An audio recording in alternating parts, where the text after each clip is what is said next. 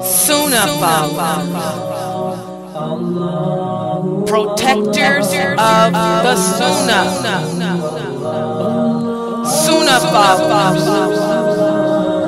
protectors of the Sunnah.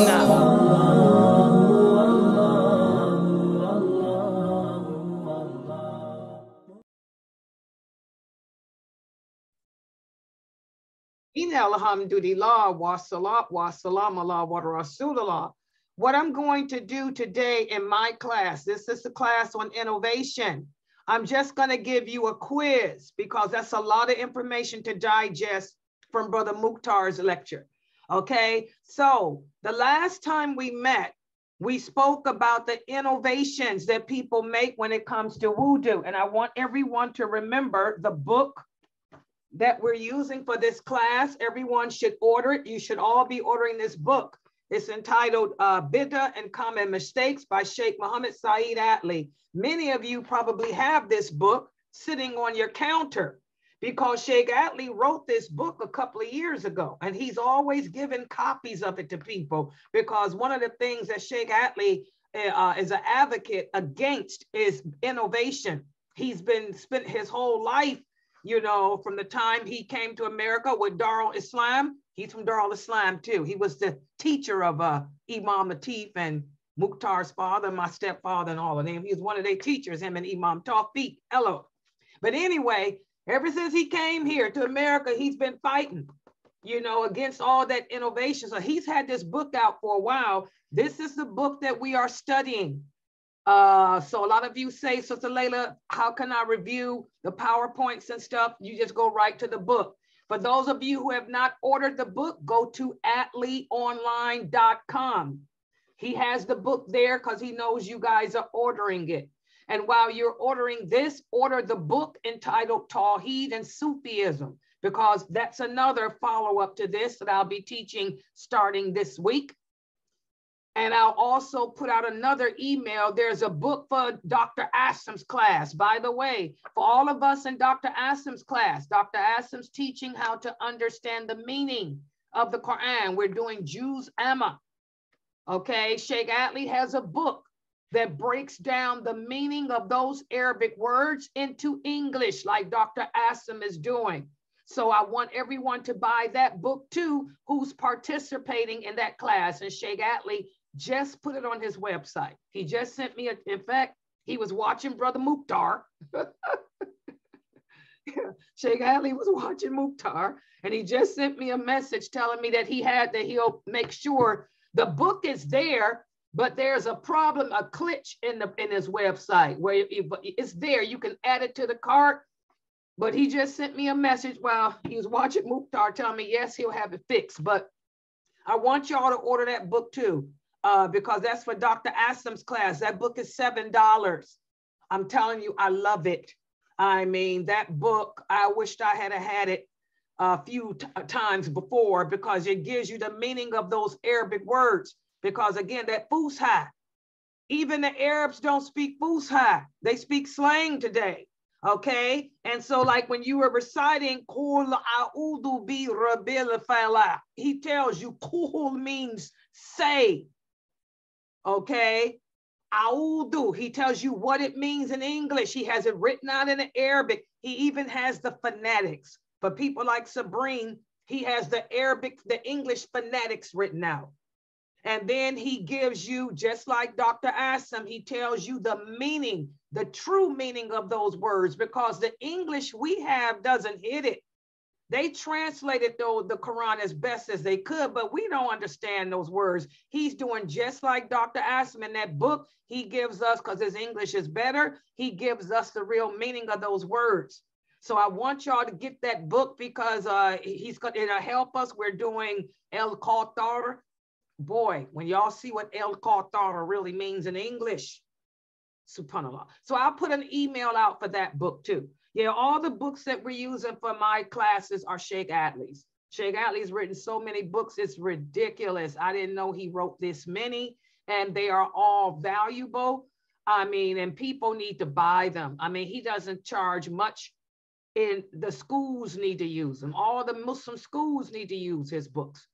Subhanallah. So anyway, this is the book for this class, Bidah and Common Mistakes. And when we met the last time, we went over innovations in regards to the wudu. Innovations in regards to the wudu. That's what we covered. And that's what I'm going to give you a quiz over, because we discovered a lot of you don't know how to make wudu properly. So before I even put the quiz up, let me call on somebody to tell us how to make wudu. Let's see who's here. Sister Dahire, can you give us the steps for making wudu? How do we perform the wudu? Can you tell us, Sister Dahire, before we begin? How do we make wudu? Because a lot of the Muslims don't know. I have a lot of new shahadas too, in this new shahada group. Dahire, Sister Starling, can you tell us the steps of wudu? Starling, it's an easy question. You guys know how to make it. Sister Rosemary, what are the steps of making wudu?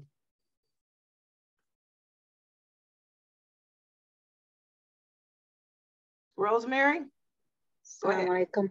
Walaikum salam, sweetie. How you doing? You feeling good today? Alhamdulillah. You working? No, I was off today. Okay, but good. working in, I at want to home. make sure you don't get in trouble at your job. Yeah. Alhamdulillah. Do you know the steps for wudu that you want to go over with the people before we start the quiz? Yes. Or do you want one of the Inshallah. kids to do it? You want the kids to do it? That's a good time for the kids too to learn. You want one of the kids? No, I could do it. Okay, go ahead. Let's see. Okay. Yeah. Okay. So, alhamdulillah. So we base our intention. Then after that, we say, but usually I start with Bismillah, and I wash my right hand 3 times, my left hand 3 times. I do rinse my mouth 3 times, as well as my nose, although it's not a pillar of the wudu, but it's a sunnah. And then after that, I wash my face 1 time. Then I go ahead and do my arms 3 times each, all the way up to my elbows. And then I wipe over my hair, 1 time back and forth. And then I do my ears 1 time. And then I do my feet 3 times each, all the way up to the ankles. I meant to tell Mukhtar too that this is you. I meant to remind me the next time, because Mukhtar always wonders if you still around. He remembers the sister who asked a question about the family. I meant to tell him that you a regular student here, that you here every day. So let him remind me, let him know that you're here, because he's always wondered, is the sister okay? How that sister is, whose family, who's converted to Islam. Remind me that y'all to let him know that this is her. That you're here. MashaAllah, good job, guys. That's the way you make wudu. I wanted one of her kids to answer, but MashaAllah, she got it. One of the, because you want to make sure the kids know. But MashaAllah, that's the way we make wudu. Okay, and we have to remember that, because last time people were confused, because now what happens if we make wudu and we don't make it in the sequence that the Prophet sallallahu alaihi wasallam taught us? Is our wudu accepted? Who can answer that? What if I did my feet first and then I did my hands? For example, what if we make wudu out of sequence? Is our wudu accepted then? What do you think, guys? Sister Lucy. Lucy, if we make wudu out of sequence, is it accepted? No, ma'am. Thank you. No. What happened? That was my baby. Okay. Only if you forget, like you start like in the shower and you're making a ghusl and you forget to do your nose and stuff when you get out, then you can do it. But if you're in the shower, it takes care of everything. But if you forget to suck in for your nose and your mouth, then you can do it afterwards before you do anything else. Okay, I want y'all to remember, when it comes to taking a shower or bath, that's ghusl.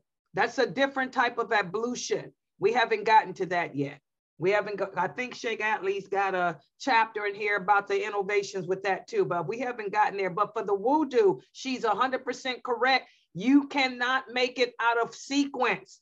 Does everybody understand it? You have to follow the steps. That's why it's important. I hope everyone wrote the steps of ablution down, because we have to follow that order. And just to let everybody know, remember, even though if a person forgets to do their nose or their mouth, the wudu is accepted, you should still do it. Even though you don't, it's not an obligation. It's not a pillar of the wudu. You want the blessings because it shows your love for the Prophet Muhammad, sallallahu alaihi wasallam, and it strengthens, you know, there's more blessings and everything, guys.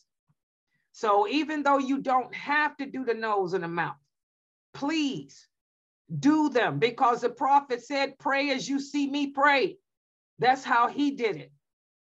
Okay, and we're supposed to have allegiance to him. Okay, so this is what we talked about the last time we met for this class. We did the chapter on innovations in the wudu.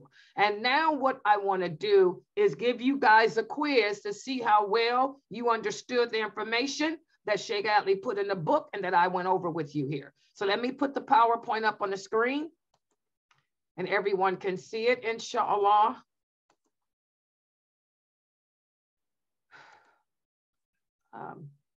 From the beginning. Okay, so this is a book, Bidah. This is how the book looks when you go to atleeonline.com to purchase your book. It's only $5. This is how the book looks, except it doesn't have my picture on it or his, but this is the way it is. Yellow. It says Bidah and Common Mistakes. You see the street sign with Sunnah and Bidah. Okay, so let's see how well you guys remember the innovations that people do when it comes to wudu. First question. After answering the call of nature, Sami makes a wudu. Is this innovation? Let's look and see. Let's start at the bottom. Sister Amira. Hello. Can I not crap down? You gotta quit. Do I have any I don't know. Do I have any moderators in here? Biba, keep your eyes on the computer, okay? Because we're recording. All right, any moderators? Where's Tarek and them? Are they in here? Tarek, Tarek, let me give him moderator. Okay, please keep a screen because this is going to be on a recording. Okay, the first question was after, oh, that was Amira. She said she didn't know. That's our baby, right? Okay, let me move up. Sister Selma. Sister Selma, after answering the call of nature, Sami makes a wudu. Is this a bidah or is this innovation? Sister Selma, go ahead.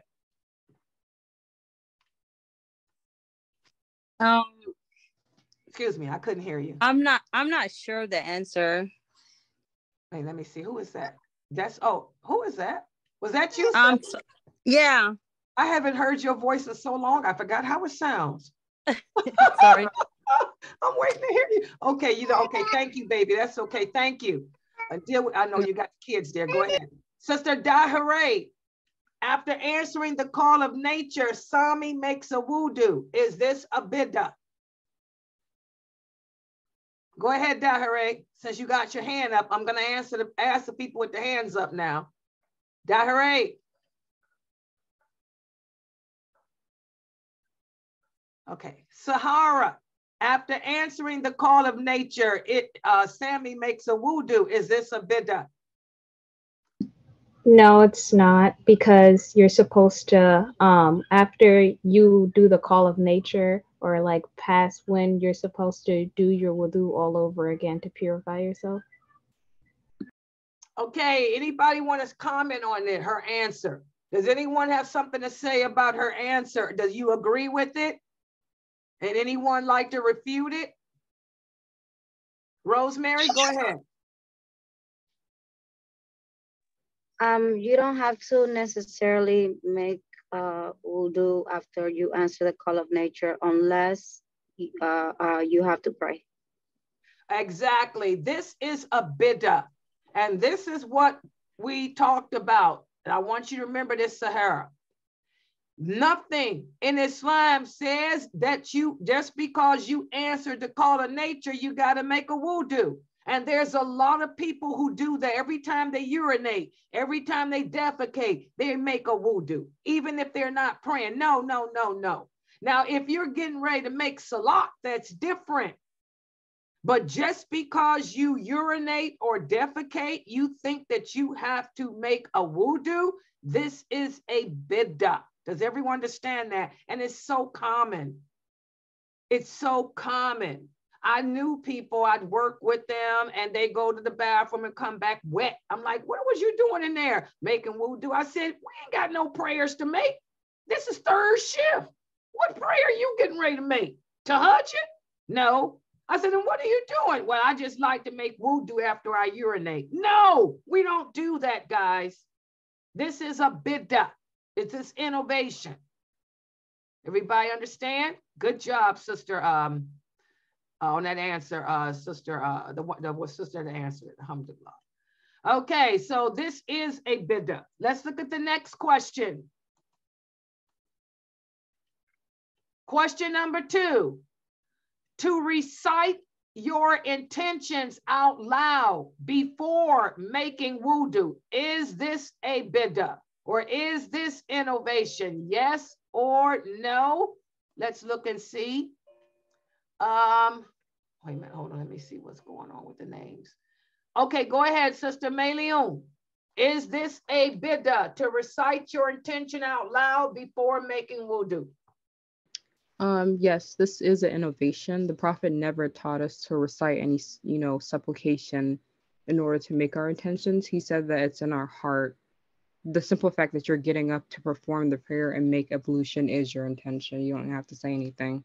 Exactly. And I get this question a lot as a dyer from Muslims. We don't have to verbalize or vocalize anything. The only time that we verbalize or vocalize intentions is if we are making Hajj.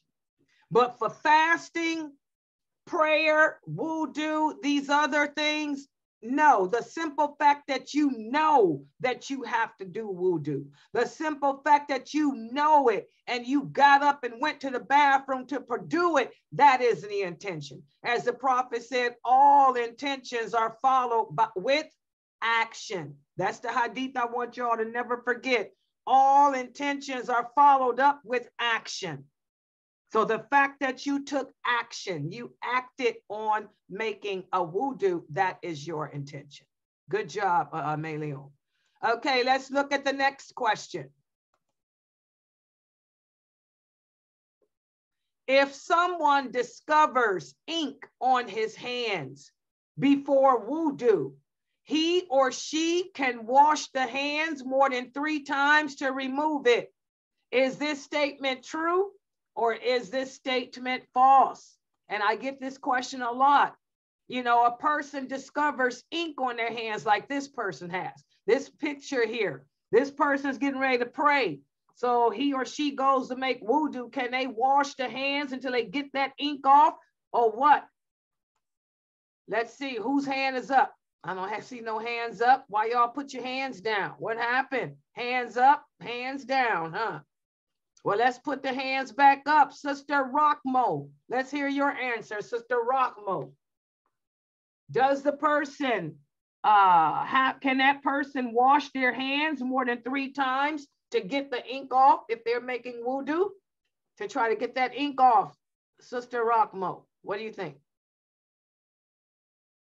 That statement is false because we're not supposed to wash any part of the body more than 3 times. Mashallah, see how the children get right to it. She's correct. This is false, guys.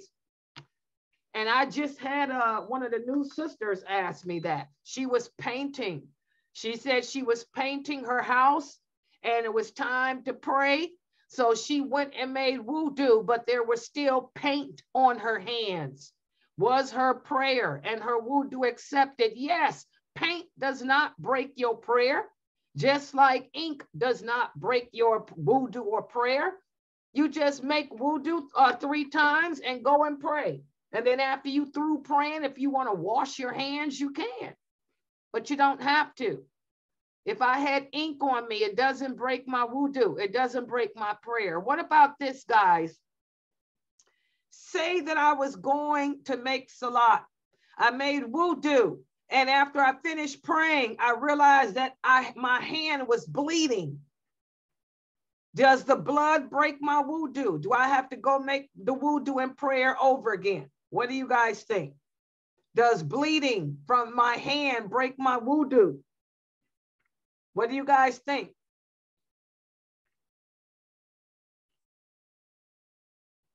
Sister, let me, somebody, we got to, okay, Tony, go ahead. What do you think, Tony? No, it doesn't break your wudu.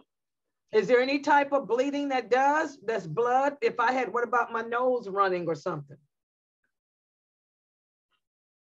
What if I had bleeding nose or my ear was bleeding, my foot was bleeding?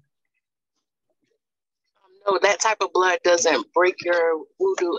The only type would be from like your menses or from childbirth. Exactly, unless a woman was on her menses, that's it. Okay, but just because your nose is bleeding or your foot is bleeding or your arm bleeding, even in your teeth, that stuff does not break the wudu. Blood does not break the wudu. Blood does not invalidate the prayer unless it's a woman on her menses.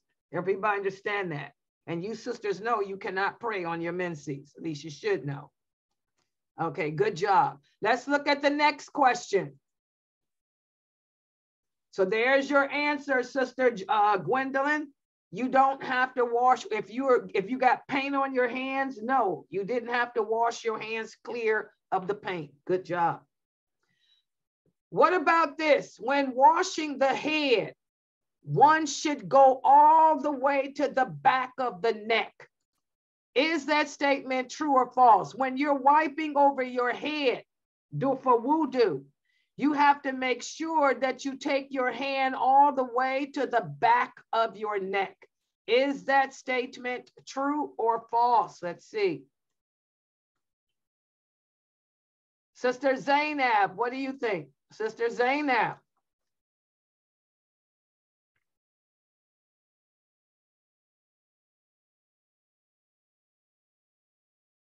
Sister Zainab, when making wudu and wiping over the head, must you go all the way to the back of the neck? I think it's true. Okay, and everybody agree with her answer? Is there anybody disagrees? No, it's false. Why? Because you're only supposed to go from the top of the head to the back of the head, and that's it. And you wipe exactly. over it. And this is an innovation. A lot of those books that you buy, that's why I don't deal with no books unless they're Sheikh Atlee's. Other than that, I'm just strictly Quran and the Hadith. Some of those books you guys buy will tell you, no, this is innovation. When you do the top of the head, this is all you do, guys. Say, this is my hair. I'm going to wet my hands with water and I'm going to start here and go just like this. Y'all see that? Then I'm going to do the ears. This to the back of the head right here, not the neck. My neck is down here. Nowhere do we do our neck. This is innovation. We're going to wet our hands and just go whoop, whoop, whoop, whoop, and then do your ears. That's it. That's it. And if you're wiping over your scarf, your hijab, you wet your hands and just do that one time. That's it. That's it. You ain't even got to go back and forth over the hijab. I'm going to wet my hands and just, that's it. That's it. Just the top part. I don't have to come down here and do nothing to it. Everybody got that? It's too cold here for me to not have my hood on. It's too cold. So, the neck is not part of the wudu, but a lot of people innovate with that. Everybody got that? Okay. Let's look at the next question. Touching a non-mahram on a non-mahram menses woman breaks the wudu. Is this statement true or false? Touching a non-mahram menses woman breaks your wudu. Is that statement true or false? What do you think, Brother Ahmad? What do you think, Brother Ahmad? That's false. What prayer is it in Pakistan? Fajr. Oh, it's Fajr, and that's how loud it is? Yes. So that's a real masjid? Yes, it's real. It's near. And y'all can hear it like that? Yes. Exactly. MashaAllah. They using a real man? Is it a human voice calling it? Yes, it's a human calling. MashaAllah. That's how the adhan sounds in a Muslim country, guys, and that's a real voice.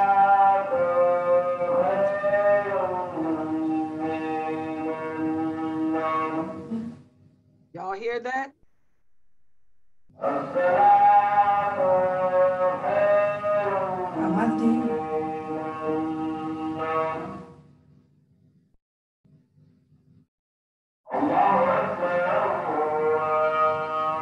Mic open it.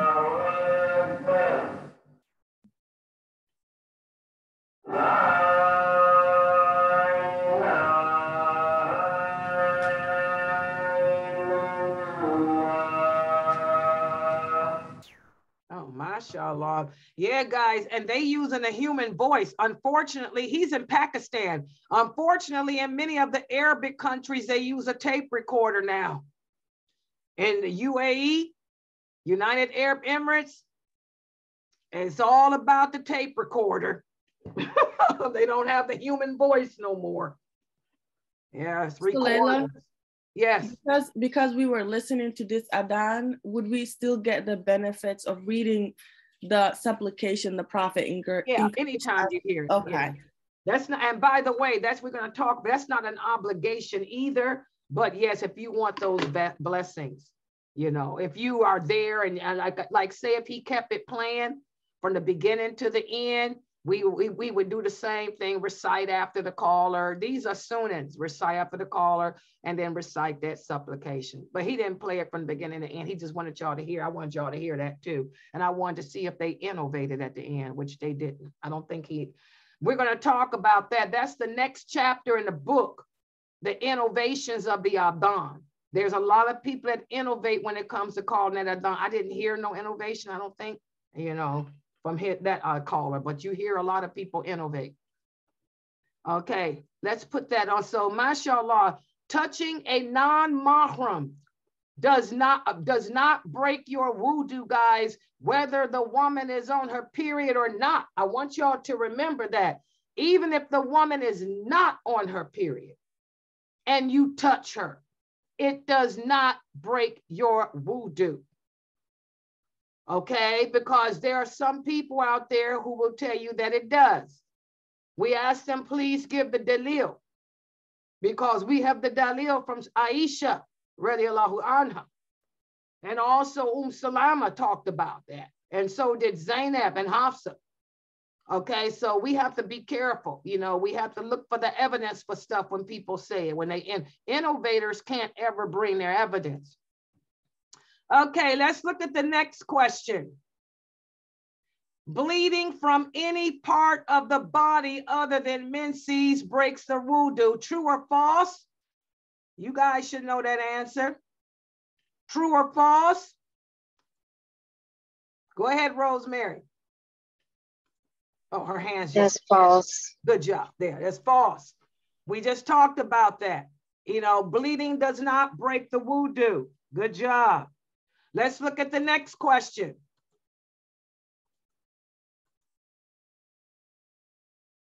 Touching a dog requires a new wudu. Is that statement true or false?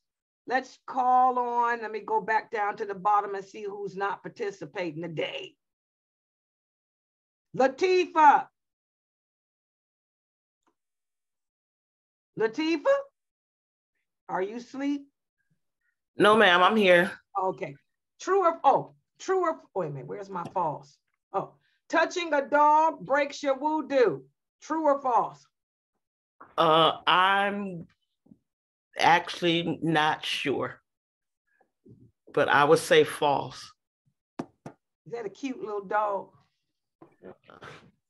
Girl, I can't look at a dog and think they cute like I can cats. Okay, what do y'all think about her answer? Is everybody agree with her answer? She said touching a dog does not require a new wudu. In other words, touching a dog does not break your wudu. Everybody agree? Yes, she's correct. Agree.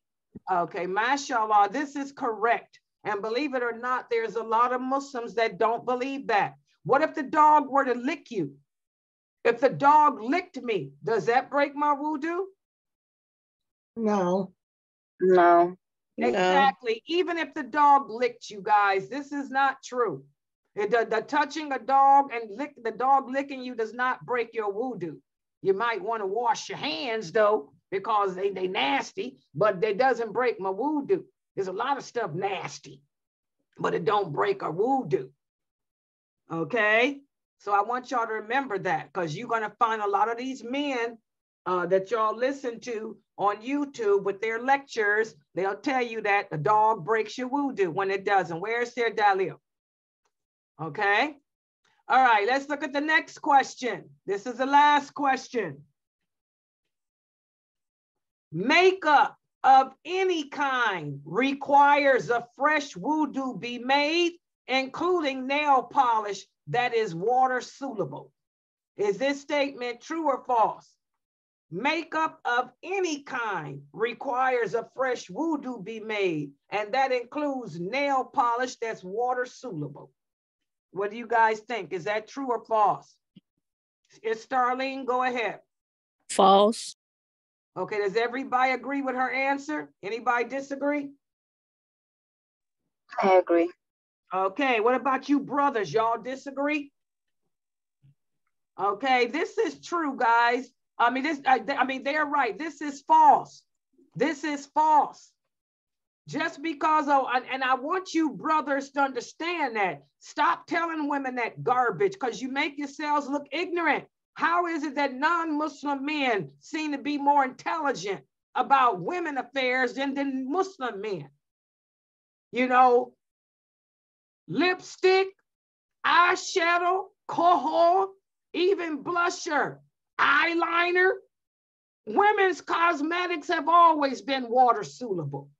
If they weren't, then how could a woman wear them and still have a face?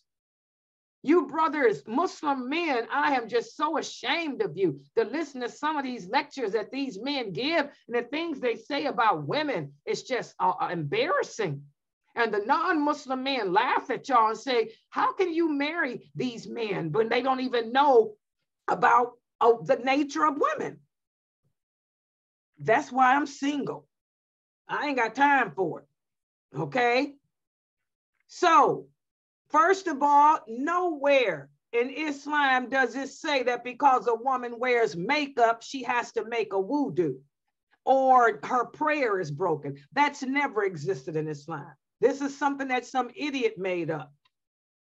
Okay? Secondly, you know, fingernail polish don't break her wudu either, whether it's soluble or not. Where does it say in Islam that if a woman has on nail polish, you know, her prayer is not accepted? Show me the dalil. And nowadays, like I told y'all, most nail polish is water soluble nowadays. So you brothers need to stop that too. I think that you brothers need to hate that henna more than you do nail polish. I'm gonna tell you, these women nowadays are innovating to the point where they're using henna to make tattoos. I'd rather have my wife wear fingernail polish than to see her walking around tattooing her arms and her face and her body like these Kafir women are doing. And the fingernail polish comes off quicker than the daggone henna does. Henna stays on forever.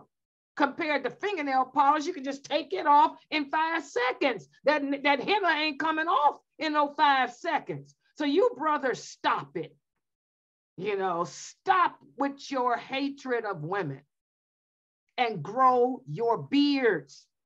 Grow your beards, brothers. Stop trimming your beards. Stop cutting your beards. Stop shaving your beards because that homosexuality is rampant and women don't know what they're getting no more. Stop trimming your beards and get off of women. Okay? Work on you, Aki, bettering yourself. And why don't you follow the Sunnah and put some kohol on? Why is it that only the Kafir men wear kohol? I'm talking Brad Pitt. I'm talking Tom Cruise. I'm talking Captain Hook on Once Upon a Time. Them some good looking men. What makes them look so good? They got kohl on, and you Muslim men won't wear it no more. But you all on a woman about what she got on. Grow your beards and bring back the sunnah of wearing some kohol. Do that, and maybe you can find a good wife. Hello? All right, so mashallah, I want y'all to know that, you know, these are some of the common innovations that people do when it comes to wudu. And the next time we meet tomorrow, what we're going to do is go over some innovations in the adhan. Because believe it or not, people innovate like crazy when they call that adhan. They add words in there that shouldn't be added, or they'll prolong and elongate, which you guys know from Dr. Asim, when you prolong and elongate, you change the meaning and everything else is ridiculous. So that's what we're going to cover tomorrow, innovations in regards to the adhan. And by the way, for those of you who have the book, let me give you the chapter. You can see where we're at in this book. Yeah, it is adhan, page 17. So you will read tomorrow, page 17. This is the page that begins the innovations in wudu, in adhan, and you're going to be surprised at what you see there. And not just that, I am also, since that chapter is short, I am also covering common mistakes in the prayer too. So you're going to be doing chapters 3 and 4 in the book. That's your homework for tomorrow. Chapter 3 and chapter 4, which address the innovations in the adhan and the innovations in the prayer. So read those 2 chapters for tomorrow. Okay, any questions before I close out? Any questions here? None on Facebook? Okay, subhanakallahumma wa bihamdika ashhadu an la ilaha illa anta astaghfiruka wa atubu ilaik. Go ahead, Amina. I wanted to ask you a question. In the middle of wudu, when you make a wudu and you happen to pass gas or whatever, you have to start wudu over? Yes, because passing gas breaks your wudu. Yeah. Okay. That's what breaks your wudu, is your passing gas. So yeah, just while you make it again. All right, thank you. Yeah, any other questions? I had a question. Okay, go ahead. Okay, so I noticed that in Sheikh Atli's book, he has like a, you know, ablution and like prayer book, and he mentions washing the head, and then he talks about the hairline on the neck. I don't know if he means like all the way down to the neck. No, what it is that y'all are confusing is the English word nape, N-A-P-E. The nape is the hair. That's right here. That's your head, not the neck. Oh, A lot of people read nape and think it means neck. That's why I tell y'all use a dictionary. Nape is what is the technical word for the back of your hairline, right here. And y'all see the back of my head? That's not the neck. The neck is this. This is my hair. My nape is here. My hair is right here. This is my nape. I'm doing this. This is it. This is it. Y'all see? Because all it is a wipe anyway. Just like this. But we're not going like this. This is the neck. The neck and the nape are 2 different things. I know that what you're saying, because when I was a kid, I had this little prayer book too. And I didn't know what a nape was. My mother caught me wiping my neck, and she slapped my neck and said, "You don't do the neck, you do the nape." I said, "What's the difference?" And I never forgot the difference after that. He mentioned that it's weird because I don't do it, but I remembered it because we talked about it in class, and I'm like, okay, we're not supposed to wipe the neck, so why does it say nape. neck right The there? nape is the technical term for the hairline. That's called a nape. Don't know. We don't, like I said, Americans haven't spoken English in centuries. We don't even use that word anymore. You never hear nape. Yeah, Sister Layla, I got confused too because I didn't even start doing that until we started talking about ablution, which was like, what, 3 days ago I started doing that. I was like, wait, what? Not the neck? No, we don't do the neck. No, it's not neck. It's nape, which is the head, just like y'all see me doing here. This is it, front and back. Just go front, back, front. That's it. One time, back, front. That's it. And do the ears, back, front. For me, with my arthritis, I just go back, front, and do this to the ears. Back, front. That's it. Real simple. But most of the time, like I said, if you got your hijab on, you don't have to worry about it. I just go over my hijab, because I keep my hijab on all day because of these classes and this website. So I'll take my hood down and that's it. Yes. So Any that other means questions?